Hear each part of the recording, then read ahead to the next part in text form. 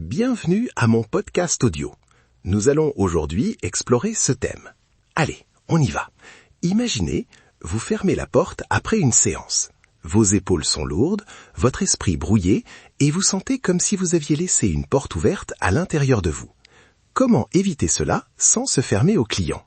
En 30 secondes, ce que nous allons vous donner, c'est un protocole clair et pragmatique, en moins de 10 minutes, pour installer, maintenir et dissoudre un bouclier d'intention qui protège votre présence sans aliéner ni médicaliser la relation. YAE, intention quantique. Posez une intention et vous structurez un champ. Pour la science, cela n'est pas magique. C'est une pratique d'attention et de biofeedback. Une intention claire réduit la dispersion attentionnelle et protège les ressources du praticien. Biochamp ne mente pas. Exact. Point numéro 1. Le cadre éthique et scientifique. Il faut que la protection soit transparente, consentie et orientée vers le bien du client autant que vers votre stabilité. On ne se protège pas pour se couper, on se protège pour rester capable d'accompagner. Je précise, et c'est important, dites à votre client, en termes simples, que vous utilisez des techniques d'ancrage et d'intention pour rester présent. Cela évite la suspicion et le transfert. C'est aussi une obligation déontologique. La pratique doit être claire et non manipulatrice. Passons au cœur pratique, le protocole en 4 temps. Étape 1, cadrage éthique, 30 secondes. Avant la séance, formulez mentalement votre intention. Je suis présent, je permets la guérison du client tout en préservant mon intégrité. Dites-le si nécessaire ou intégrez-le dans votre contrat de séance. Étape 2. Ancrage somatique. 2 minutes. Posture, respiration, centrage. Pied au sol. Micro-bascule vers le centre. Respiration lente. Cela stabilise le système nerveux et crée une frontière perceptuelle entre vous et l'autre. Étape 3. Visualisation d'intention. 1 à 2 minutes. Visualisez une membrane légère qui vous entoure, perméable aux informations utiles, mais filtrante pour ce qui surcharge. Vous pouvez utiliser une image quantique si ça vous parle. Une onde cohérente qui redirige l'excès. Scanne. Focalise. Transforme. Étape 4. Ancrage verbal de clôture, 30 secondes. À la fin de la séance, une phrase simple, je clôture cet espace en remerciant votre expérience, et je garde ce qui m'appartient.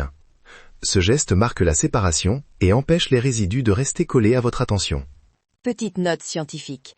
Ces gestes sont des signaux pour votre système nerveux et pour votre attention. Ils déclenchent une bascule neurophysiologique, réduction de l'hypervigilance et réallocation des ressources attentionnelles. C'est concret. Maintenant, point 3, variante pratique. Si vous êtes massageur, accentuez l'ancrage corporel. Sentez le contact de vos pieds au sol entre chaque passage. Pour la thérapie verbale, utilisez des respirations discrètes et une micro-intonation de clôture. Pour les soins énergétiques, la visualisation peut être plus expansive, mais toujours avec consentement et transparence. Option courte. Une version express de 30 secondes. Respiration en 4-6 cycles et phrase de clôture.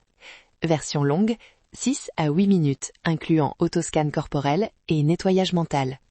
Adapté selon la vulnérabilité du client et votre niveau d'énergie. On passe à la démonstration guidée, micro-pratique de 90 secondes. Mettez-vous assis, les pieds au sol. Écoutez notre voix, suivez les instructions. Élise, tu prends le guidage initial? Très bien. Fermez les yeux si vous êtes dans un endroit sûr. Posez les pieds au sol. Inspirez profondément par le nez. Expirez par la bouche.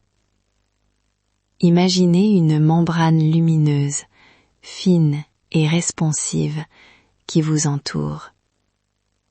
Visualisez-la filtrer l'excès sans couper l'accueil. Respirez avec elle.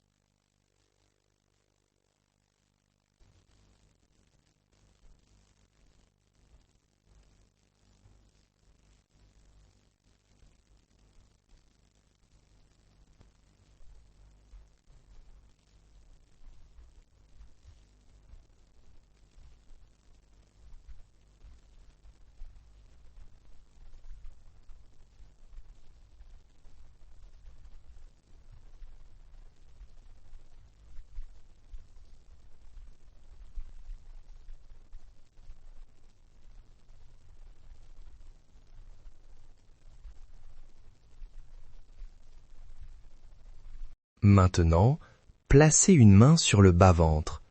Sentez le poids de votre corps sur votre support. Répétez mentalement « Je suis présent, je permets la guérison et je garde mon intégrité ». Laissez la phrase s'ancrer dans la poitrine. Respirez. Scannez rapidement vos épaules et votre visage. Relâchez ce qui n'est pas à vous. Imaginez que toute sensation chargée se dissout dans la membrane protectrice et retourne à l'environnement sans vous affecter. Terminez en posant une intention courte. Ainsi soit-il. Ouvrez les yeux si vous les aviez fermés. Vous venez de pratiquer un bouclier d'intention en moins de 2 minutes. Essayez-le après votre prochaine séance. Passons aux objections et limites. Attention aux risques éthiques. Se protéger ne signifie pas se désengager émotionnellement. La surprotection peut transformer la posture thérapeutique en froideur. De plus, certains transferts clients-praticiens demandent un accompagnement clinique, pas seulement une fermeture énergétique. Quand ne pas utiliser ce protocole? Si le client traverse une crise aiguë ou si la fermeture risque de laisser le client abandonné. Dans ces cas, priorisez le soutien immédiat, la supervision et la coopération avec des collègues. Communiquez toujours ce que vous faites si cela impacte la relation. Mitigation pratique. Intégrez des exercices d'empathie guidés dans votre routine. Après le bouclier, faites une courte ouverture de présence empathique. Regard, phrase de validation, pour montrer que la frontière protège sans couper la connexion. Récapitulons les 3 points clés à appliquer dès maintenant.